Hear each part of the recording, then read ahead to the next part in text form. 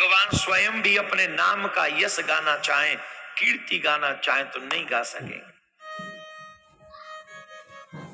मैं आपको थोड़ी देर में, जब तक और श्रद्धालु, आपको पता ही हम चाहे कितना भी कह लें समय पे पधारो, पर जब तक चाय न बन जाए और वो पिब न जाए, और चाय बनानी गरम, करनी है ठंडी, फिर पीनी है, फिर नल चला के कुल्ला भी करना है, तब धीरे धीरे रिक्शा मिलेगा, फिर चलेंगे। तब तक महाराज मंगलाचरण करेंगे, हम पहुंच जाएंगे। है?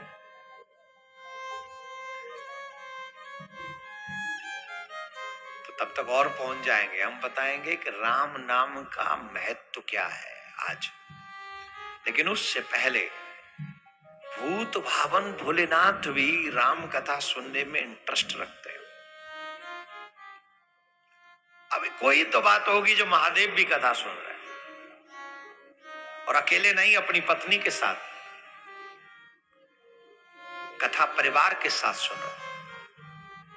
जैसे सभी सद्मार्गी हो, धर्मात्मा हो, धर्मपरायण हो। भूत भावन भोलेनाथ गए, राम कथा मुनिवर जब खानी, सुनी महेश परम सुख मानी। परम सुख रहे, हृदय प्रफुल्लित रहे। राम जी आ गए 22 जनवरी को। ये खुशी हर सनातनी को होनी चाहिए। 500 वर्ष का कलंक मिट गया, धराशायी हो गया उन मुगलों का आतंक, धराशायी कर दिया उस मुगलों के आतंक को जो इस भारत के ऊपर कलंक था 500 वर्षों से। अभी और 2-3 कलंक हैं, को धो चले इस पीढ़ी का। और मौका भी अच्छा है, दस्तूर भी है, समय भी है। हमको तो लग रहा है ये फिर से त्रेता युग काल प्रारंभ होने जा रहा है, लेकिन तभी संभव होगा जब हम धर्म के प्रति सोचें, हम धार्मिक बने। तब 5 लाख लोग कल दर्शन किए हैं रामलला के। कितना लोग? अब सोचिए, अगर 5 लाख लोग दिल्ली पहुंच गए तो क्या होगा? किसके लिए? रामलला का दर्शन करके 5 लाख लोग इन नेताओं के घर में पहुंच जाएं, पक्षी विपक्षी सबके पास। काहे को? बोले कृष्ण जन्मभूमि और दे दो। बोलो बन जाएगा कि नहीं काम? धुल जाएगा कि नहीं सारा कलंक? सबको बांट दिया, बोले ले लो, इनकी जांच जो हुई है देख लो। सबको लिफाफे मिल गए, पक्ष को भी विपक्ष को भी। पक्ष विपक्ष मतलब जो कोर्ट में थे, दोनों का मिल गया। अब ले लो, कर लो व्यवस्था, अब आगे करो क्या होगा। कृष्ण जन्मभूमि और है थोड़ी सी। अध्यात्म सनातन के युग के बारे में सोचेंगे। हम विश्वास से कहते हैं राम हो गए हमारे, अब कन्हैया लगते प्यारे। अब कर लेंगे हम सारी तैयारी, क्योंकि लाने हमको कृष्ण मुरारी, लाने हमको कृष्ण मुरारी। जोर से बोलना पड़ेगा। तो राम कथा सुन रहे हैं महादेव, परम सुख माने, आनंद के साथ। और जब राम कथा सुन रहे हैं पर सती मैया का मन नहीं लग रहा है। अब क्यों नहीं लग रहा वो तो बाद में बताएं। ऋषि पूछी मुनि हरि भगत सुहाई, कही महेश अधिकार ही पाए। नवदा भक्तियों का वर्णन महादेव ने किया, भगवान की भक्ति का वर्णन किया। मानो ऋषि पूछ रहे, महाराज भगवान की भक्ति कैसे प्राप्त हो? आप लोग ध्यान से सुने, सिर्फ माला करना ही भक्ति नहीं है, मंदिर जाना ही भक्ति नहीं है, सुबह शाम भगवान को भोग लगी, मैं भगवान का हूं और भगवान मेरे हैं, बस। बड़े धीरे ताली बजाई है।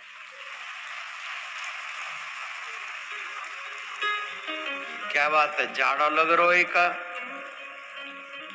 ठंड पड़ रही है का? सुनो, हम एक बात सुनाते हैं। उदाहरण देते हैं। कई लोग ये सोच के भक्ति नहीं कर पाते कि हम तो इतने पापी हैं, भगवान हम पे दया करेंगे कैसे। कई लोग ये सोचते हैं। एक बात बताओ,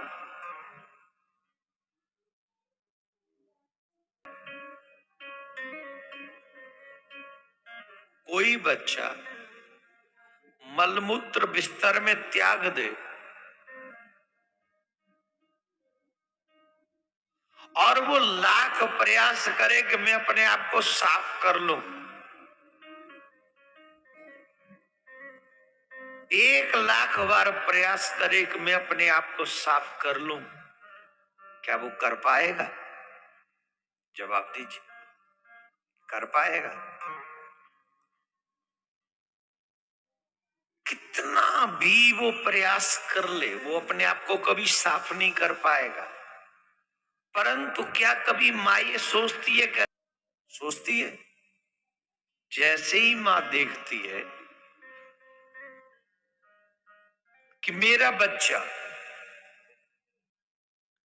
मल में सना हुआ है, मूत्र में पड़ा हुआ है, तो बिना ये देखे कि ये कितना गंदा हो रहा है, एक क्षण में उस बच्चे को उठाती है और उसे साफ कर देती है। हाँ जी कि ना जी? पक्का? तो जब मां मल में सने हुए व्यक्ति को एक क्षण में निकाल कर साफ और शुद्ध कर देती है, वो तो परमात्मा है। इसने इतने पाप कर रखे, मैं से कैसे तार दूं? हम तभी तक फंसे हैं जब तक संसार को अपना समझते रहेंगे, और जब तक आप संसार को अपना समझते रहेंगे तब तक आप नहीं बच सकते।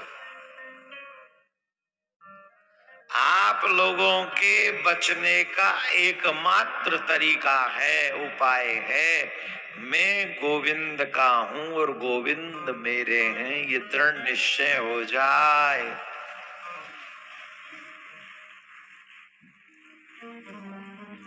तुम्हारे उतने पाप नहीं है,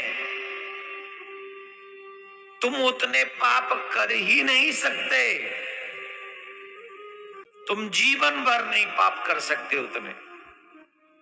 लेकिन कब कब